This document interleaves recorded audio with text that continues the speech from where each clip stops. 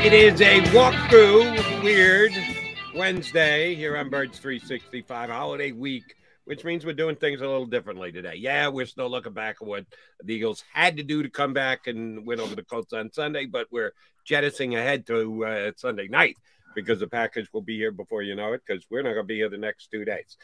So we're getting some of our good regular contributors in, like Mike Gill from the Sports Bash 97.3 ESPN down the shore. Mr. Gill, you worked the phones on your show the last couple of days. What was the main takeaway from Eagles fans, those that you talked to?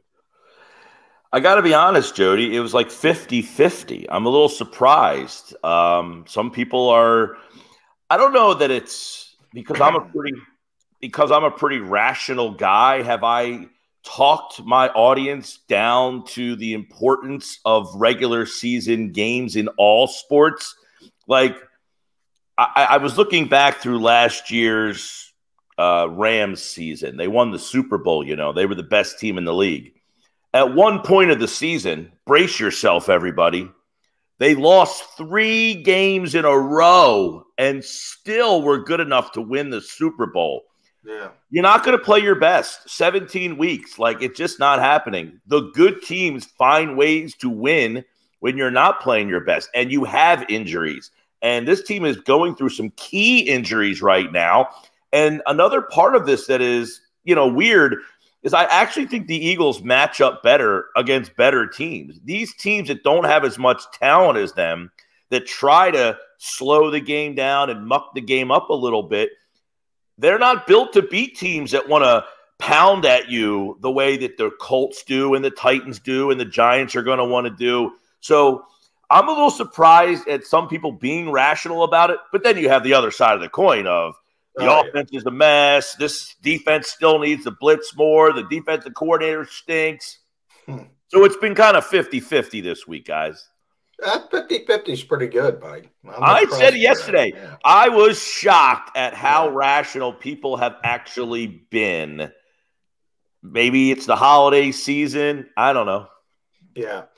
Yeah, I was used to saying the NBA, people would get all upset. It's a Wednesday in Memphis. Who cares? I am famous down the shore for coining the Tuesday night in February line where, who cares? It's Tuesday night in February. They certainly don't care. And like Rob Thompson said something in baseball that I think we should all kind of bring into sports is I'm going to manage a game in the playoffs differently than I do in the regular season. Like, I'm going to give a guy 10 straight days to see if he can get out of something. I'm not just going to flip my lineup around because this guy's struggling a little bit over 162. I don't know what the equivalent might be in football because there's only 17 weeks and they do matter more. But I do think you see that, much like the Rams last year, they lost 3 straight games. And, the Rams, we talk a lot about the Eagles and their schedule and who they played. If you go back and look at the Rams' schedule last year, they didn't beat anybody. They had 1 win against a playoff team last year. They beat the Buccaneers way early in the season. Of their losses last year, they lost 4 games, all against playoff teams. They did not have 1 win last year that you were like, well, this is why they won the Super Bowl. They were tested. They didn't really have a win last year. I think the parity in this league is so overlooked by people yearning to stamp their opinion. This team hasn't played anybody. Well, neither has anybody else. There's nobody out there to play. Yeah. Well, that's the thing. You can't beat anybody if everybody is a nobody. And that's the vast majority. I often wonder when people say that and they say, you ask them that question, and I'm sure you lobbied it back. Well, who can you beat? Who would be relevant? And you usually get Kansas City and Buffalo. But, hey, they've had their hiccups. Kansas City lost to Indy, right? Buffalo has lost to a team that, just got waxed by the Cowboys, who the Eagles beat. But then you have, there's always the goalpost moving. Like, well, that's Cooper Rush. Well, the Vikings stink. Whatever. I mean, the Eagles, you just show up, you play who you're playing, and they have the best record through 10 games. That's pretty good, right? Yeah, I mean, we were trying to find yesterday, all right, if you like Kansas City the best, then who do you like next? Is it not Philadelphia? Is it not Buffalo? Has somebody usurp those two teams? Because if it's not one of those two teams, Philadelphia has beaten the other options, Dallas, Minnesota. They haven't played San Francisco. I like San Francisco. I've liked them. I love San Francisco. As soon as they made the quarterback change is kind of when I said, all right, now I got to take that team seriously, because while Garoppolo's not great, he wins and they play for him, and that is key. But I don't know who else to put in the conversation. And look, Kansas City lost to Indianapolis. I'm sure that you don't hear people panicking that Kansas City all of a sudden isn't going to be good enough to win. And Philadelphia found a way to beat Indianapolis. So that's what annoys me. They beat the Colts. Oh, you had to come from behind to beat the Colts. How can you not handle the Colts? Well, the Kansas City Chiefs, who everyone is now saying is the #1 team, lost to the Colts. The Eagles didn't lose to the Colts. They beat the Colts. Yeah. So, yeah. And they won the game on the road, Jody, look, realistically, they grabbed two guys off the street and played them half the plays and said, let's try to win a football game here against a team that has maybe one of the top 3 running backs in all of football. They basically bottled him up with two guys off the street and then had to find a way to win the game without their best offensive weapon. Now, we can have a conversation about what that's going to look like with Goddard out for the next couple of weeks. Can they make the adjustments? That could be a concern, but that could be a concern over the next couple of weeks. When Goddard comes back, that concern should slowly go away. Yeah. You mentioned, though, two guys off the street. Mike, you and I talked about it on your show. These aren't two guys off the street. These guys are legit players. And it was an interesting environment, and I think Howie Roseman may have tapped into something here, a sort of new market in the NFL. Let's be honest, nobody in the NFL wants to pay 30-year-old players. These guys are mid-30s, and they don't want to play for a pittance compared to what they're used to. You know, these guys have made a ton of money over the years. They sat out half the season. They kept themselves in shape. They went ring shopping. These aren't two guys off the street. That's Marvin Wilson. You know, he was on the practice squad. But that's a guy you're like, all right, let's put Marvin in there because we got some issues. This is a 5-time All-Pro, All-Decade player in Ndamukong Suh, a former Pro Bowl selection, one of the best run stuffers of his generation in Linval Joseph. From play one, and I thought TJ Edwards was the best Eagles defender in Indy, but I think Linval Joseph was number 2. And probably the only reason he wasn't number 1, because he doesn't play that much. He played 26 reps, but man, he was good. Yeah, we talked about it yesterday on my show when you were on, John, is like, have the Eagles kind of created the NFL version of the buyout market where these guys are just going to hang around and wait their turn to pick which team they think they fit best on. And look, you're right. They're not two guys off the street, because now, and I talked about this on my show, is that sometimes the adversity and the injuries that you suffer make you better on the other side if you get something out of the replacements. Losing Jordan Davis forced them, and then Tui Peloto going down, I guess, I don't know, maybe they would have signed both these guys anyway because maybe they didn't think he played all that well in that role. But it forced them to add these two pieces who now, when Jordan Davis comes back, will be a part of the rotation. They weren't part of the rotation before. Now you have two guys that when Jordan Davis comes back, you can say, all right, now I can play that style of defense even more, which makes us better in the end. So while you might have a couple bumpy weeks along the way, which the defense really only had the one against Washington, they might be better for it when this is all done. John, you said Linval Joseph only played 28 snaps. Well, the 28 snaps was 40% of the Eagles' defensive snaps. Do you realize that Jordan Davis had only played 40% of the snaps in one game this year? Yeah, I mean, if that's his percentage of snaps for coming in off the street, and yeah, I'm going to call it off the street. They're better players than what you usually think of as off the street. But when you're unemployed in week 9, you're coming in off the street, and he's getting as many snaps as Jordan Davis did, more so in 8 of the 9 games Davis played. That tells you something about Linval Joseph. Yeah, well, one of the excuse me, cold, struggling with the voice a little bit, but Mike, one of the former Eagles personnel guys told me, and this was before they brought in Linval Joseph, when they traded up to draft Jordan Davis, they used him as the comp. They used Linval Joseph. That's the player they want Jordan Davis to become. Jordan Davis isn't Linval Joseph yet. That's the player they hope he becomes. And you saw it in week one. It's strange, but I do think, to your point, Jody, people are skipping steps with Jordan Davis. Tremendous talent. But yeah, he's still learning. So when you talk about the numbers, well, Linval's been doing it forever, 13 years. And it's ironic in the plug and play NFL, you can't plug and play, that they take the guy off the street. And that's what I meant. Yeah, they're off the street, but they're not your typical off the street players. You could put him in there. He knows how to do it. He knows how to play, and he plays at that level.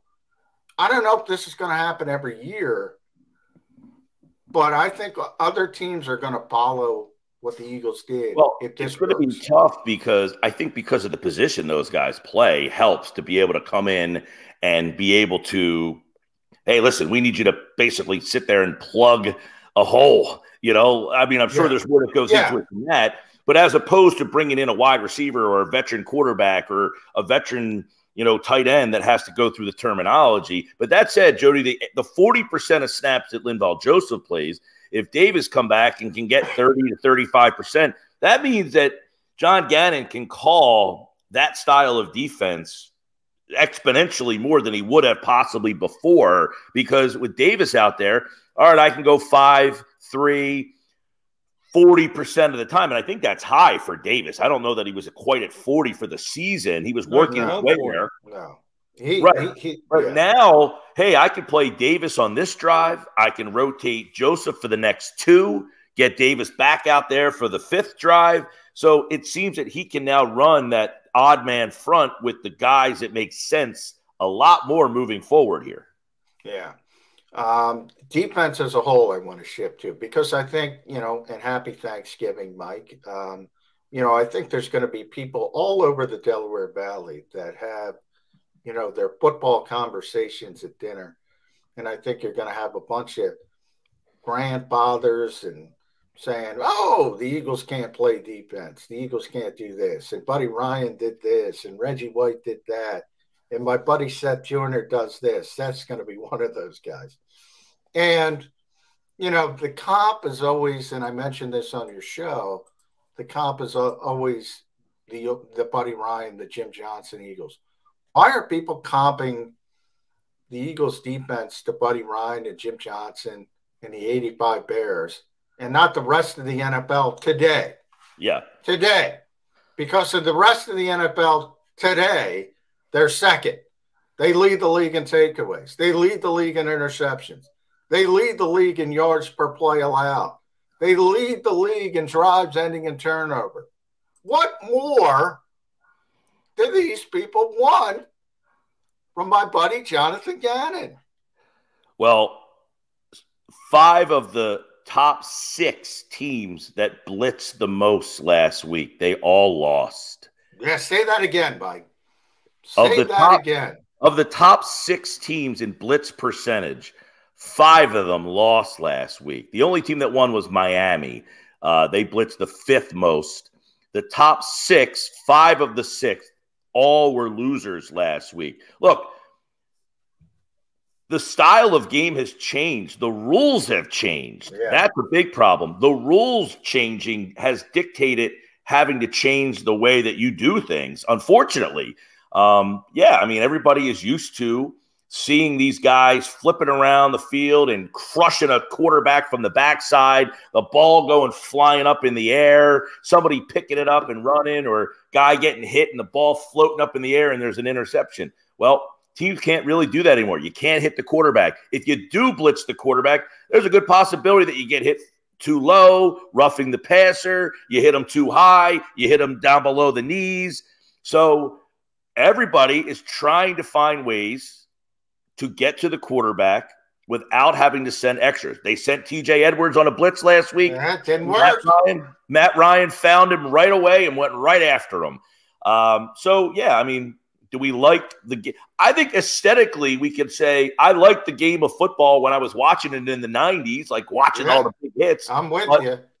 I do understand that the game has evolved and the rules have kind of dictated that doing that is probably not what's working best right now. And the Eagles' statistics are showing you that. Now, I think the question would be if they're playing against a team that has a good quarterback that can sit there and kind of pick you apart. They had this happen to them last year where they played good defense against bad teams, and then they played Tom Brady, and they didn't look so good. So but isn't that like the rest of the league? The same thing happens. Yeah, when you play good quarterbacks, you have a more difficult time. I mean, it's Occam's razor. Well, right? we'll see.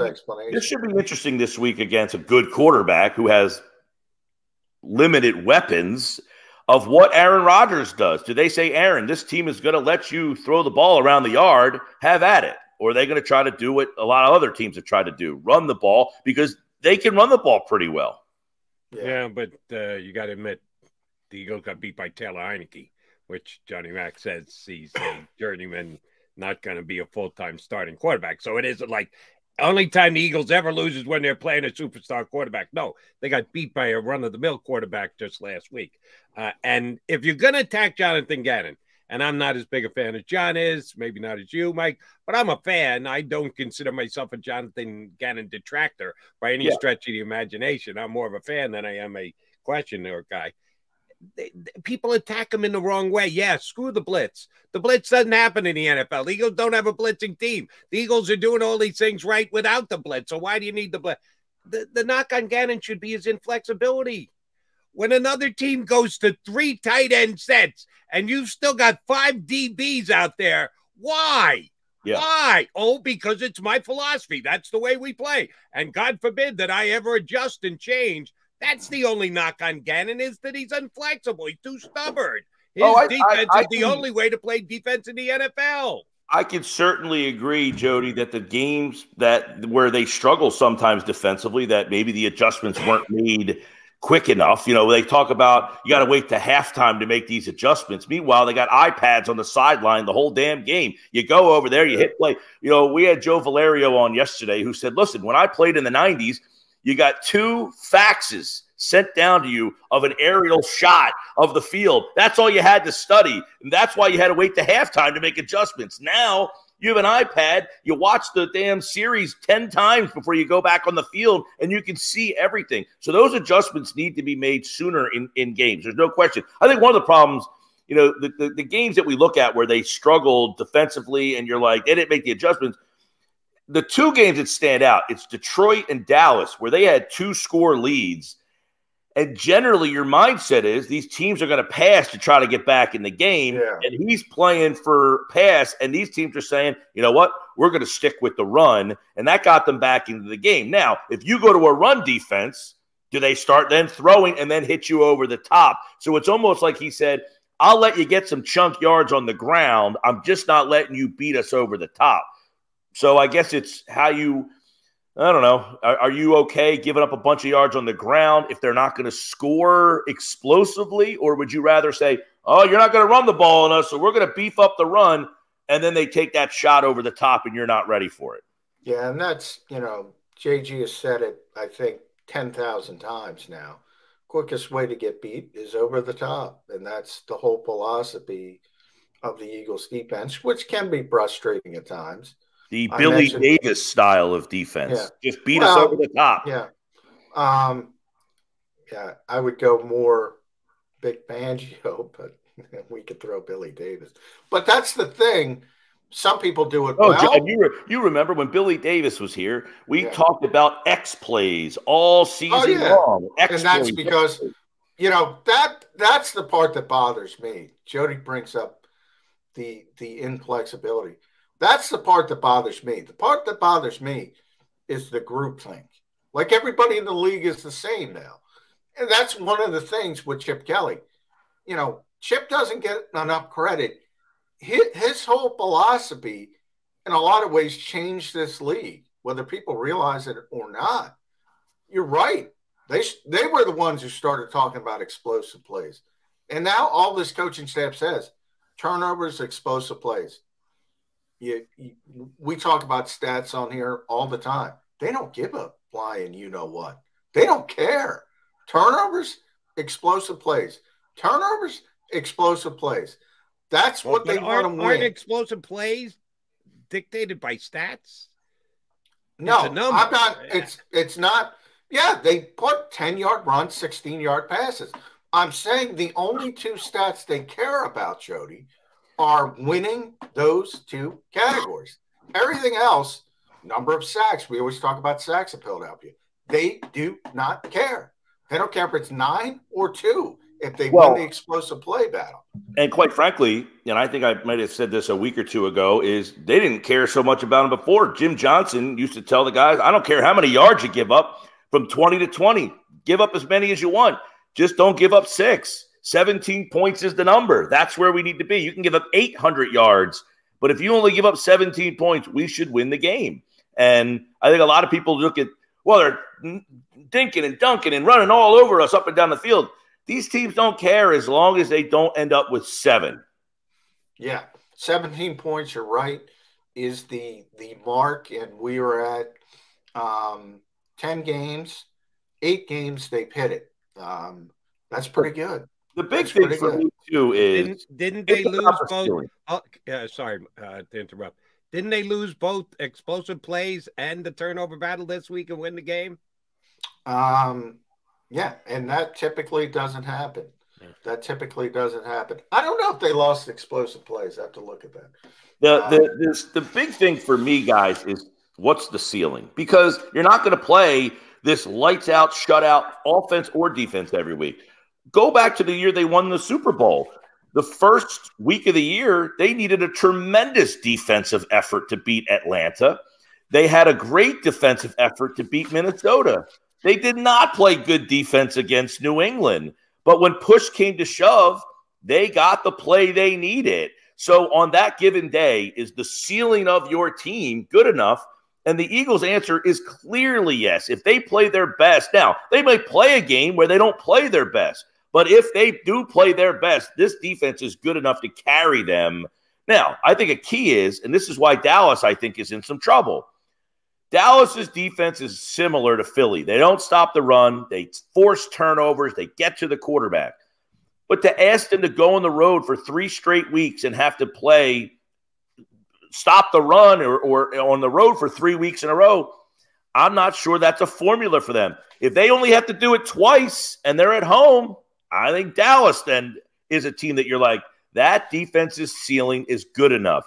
But if they have to do it 3 straight weeks, most likely on the road, that's probably going to be a problem for them or Philadelphia. If Philly is the team that has to go on the road in the wild card for multiple weeks, the ceiling for them drops a little bit. So is their ceiling high enough?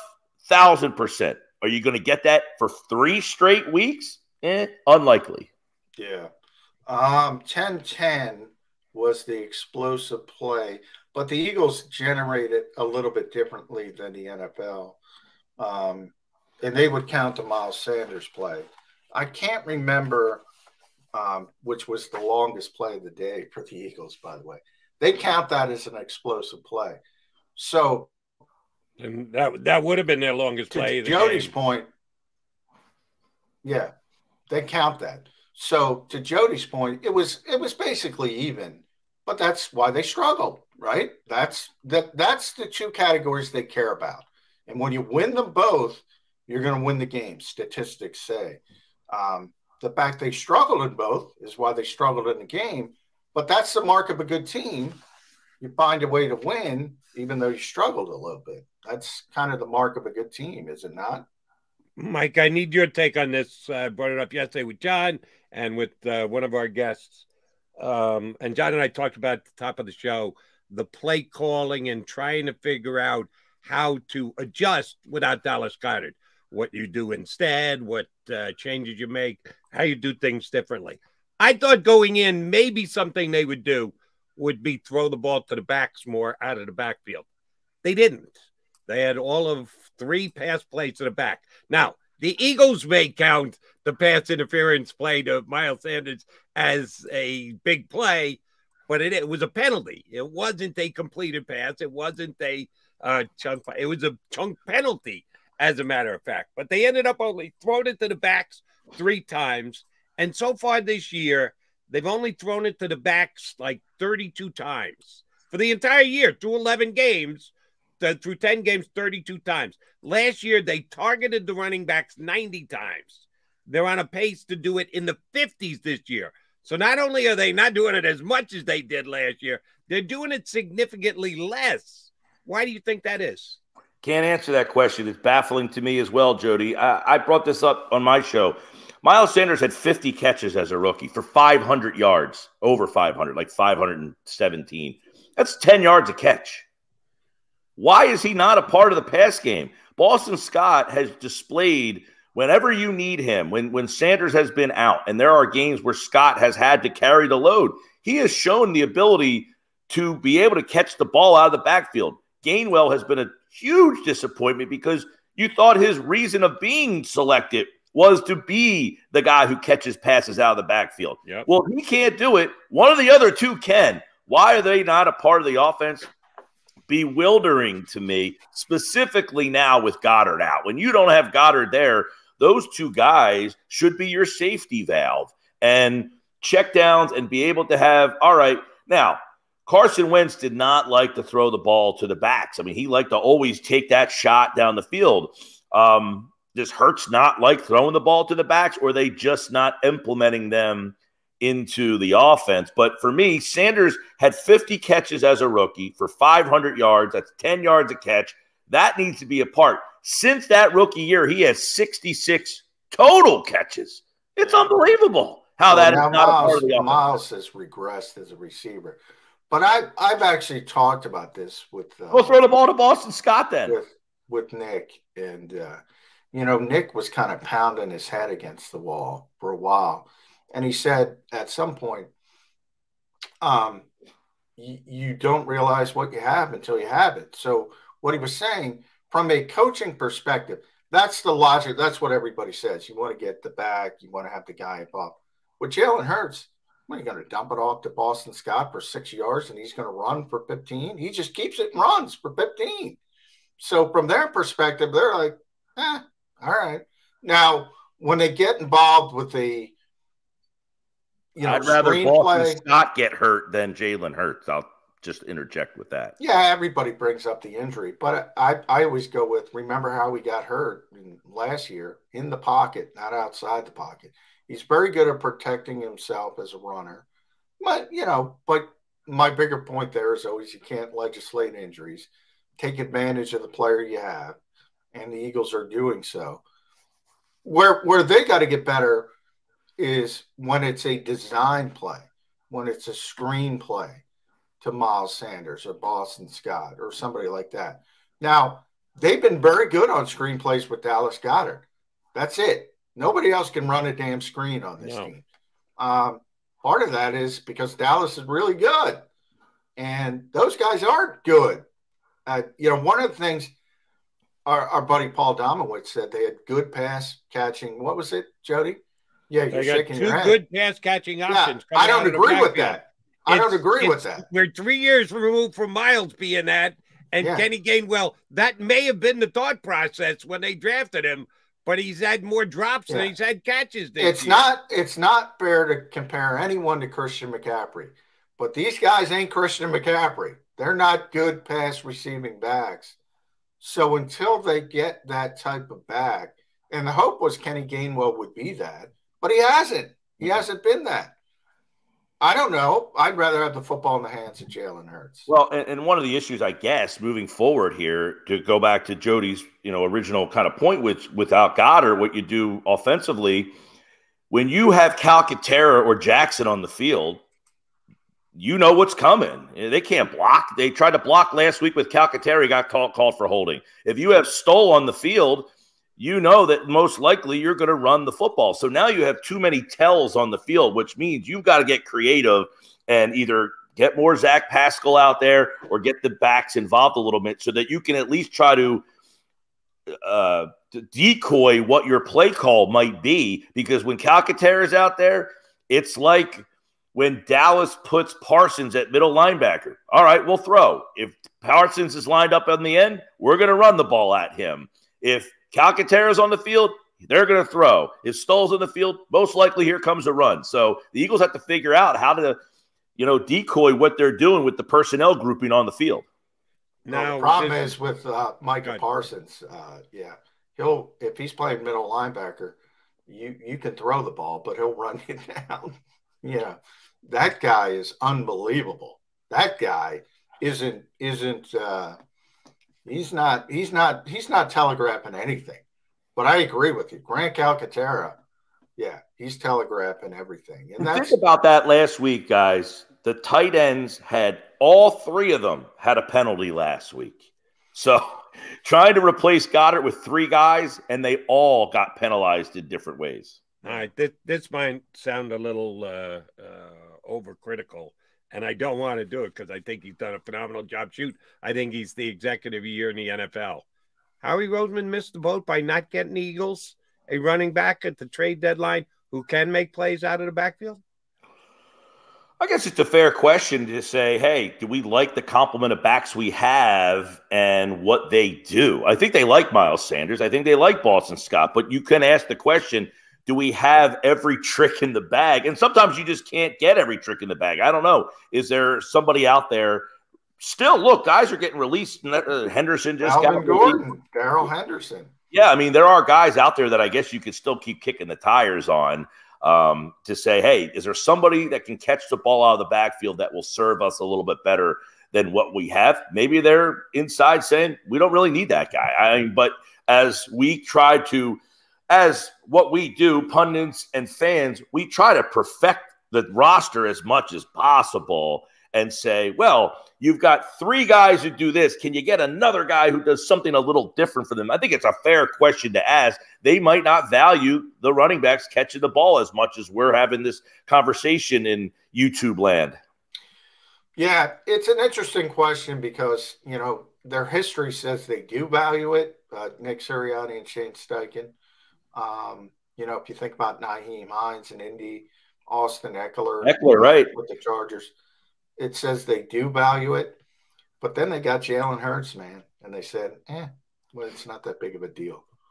And the point you bring up about Hurts, just running it himself is an interesting one because the quarterbacks that they were dealing with before are more guys who stand in the pocket and are just kind of like, okay, I'll just dump it to you, where Hurts is kind of moving around where he doesn't need to dump off. But I do think that they could design or play call throws to the back more as opposed to just using them as dump offs. Yeah, well, the wheel route worked 39 yards. He didn't catch it, but it worked. Exactly. It was, and it's a penalty, but 39 yards, and it was a key 39 yards at that.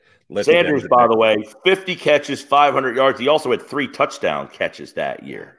Great catch in Washington from Carson. That's right. That's right. Been memorable. Been a while since he accomplished that. All right, Mike Gill, last thing. Give me the A and the B, both sides of the argument. The Eagles get to 10-1 because they do this against the Green Bay Packers on Sunday night. Or, man, you guys are going to have a tough time on Bird Street 65 next week because the Packers came to town and beat the Eagles because they did that. What did the Eagles have to do right to win? What would the Packers have to do right for them to be able to come in and win the game? Well, I think you're the Packers. I'm trying to run the ball and see if this Eagles defense can hold up for 2 straight weeks now. And, I don't know, the concept of the play action seems to be almost a lost art in this league. But I feel like the Eagles are a great team to try to get if you're Aaron Rodgers, because this Watson and him seem to found a little bit of a connection here. So if they have established a run, you're not going to run the ball 49 times like Washington did. But I thought the Colts got out of it way too early last week. I mean, they ran the ball down your throats. Then the next possession, they threw the ball 3 straight plays in a row, and that let the Eagles kind of get their haunches under them. So can they establish the run, take a couple shots down the field, catch a napping? That would probably be the Green Bay way. But for Philadelphia, to me, the Packers' offense stinks. Their offense is terrible. They should not be able to get the big plays, the explosive plays. The Eagles should dominate this game with their defense. They should win up front, and they should be able to control. I think they go back to a simplified offense, running the ball, taking it right to this Packers defense, which is good, not great. But I think the Eagles defense is why they won the game. And conversely, their defense could also be the reason they lose if Green Bay establishes something here and sticks with it. The problem with a lot of these coaches is they just don't want to stick with what's working. They want to get too crazy. Oh, I have all these plays in my playbook. I got to use them. No, well, there's a play called again. Run it again until they stop it. Mike Gill, if that's the case, Eagles win the coin toss. You're Coach Sirianni. You sending that the offense out there to go, the Green Bay defense stinks. Mike Gill said the Green Bay defense stinks. Let's get a quick 7-0 lead. Go get him, Jalen. Is that what you do if you're Nick Sirianni? Win the coin toss? Well, after watching my team's first possessions out of the locker room in the third quarter the last couple of weeks, I may try something different. I've got a strip sack fumble and a 3-and-out. Maybe I do want to establish it right away. It won't happen, but, I definitely think the Eagles. I'm going to make a bold prediction. The Eagles are going to lose the coin toss. Oh, I thought you were going to go Sirianni will not defer. No way, not happening. Jody, you're a Jets guy. Is this akin to what's going on with the Jets and the coin flip? I saw something about the coin flip and the Jets. Have you seen this? No, here's the coin flip with the Jets. Zach Wilson stinks or Zach Wilson stinks. Oh, it's a 2-headed coin. That's the biggest problem with the. There's something with the coin flip with the Jets that has happened this year. I think that every time, here it is, the coin flip, every time they have won the coin flip, it has dictated the result of the game. If they've won the flip, they've won the game. If they lost the flip, they've lost the game. Yeah. Okay. So it's 6-4, which is right about the numbers of potential coin flips.